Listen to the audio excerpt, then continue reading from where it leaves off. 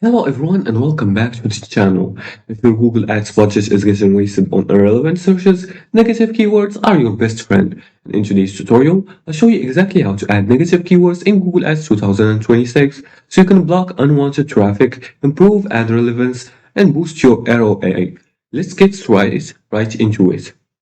Now, before we start, in order to use the keywords the negative keywords in Google Ads, you have to set up your Google account or your Google Ads account. And to do that, you're gonna go into the ads.google.com and then click on Start Now. Once you click on Start Now, you're gonna be directed to this page right here where you're gonna fill in the information about your business. Make sure to fill in the correct information and to put a valid URL page. After that, you're gonna move to the first step, which is to open your campaign or ad group. You're gonna log into your Google Ads account and you're gonna go to the campaign tab. Once you click on the campaign tab, it will be just like this in this picture. You're gonna go to the campaign tab and then you're gonna select the campaign or ad group where you want to add negative keywords. After that, you're gonna go to the negative keyword section.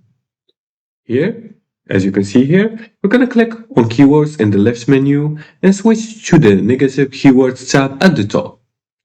Once you do that, you're gonna add the negative keyword by clicking on the plus button, this plus button right here.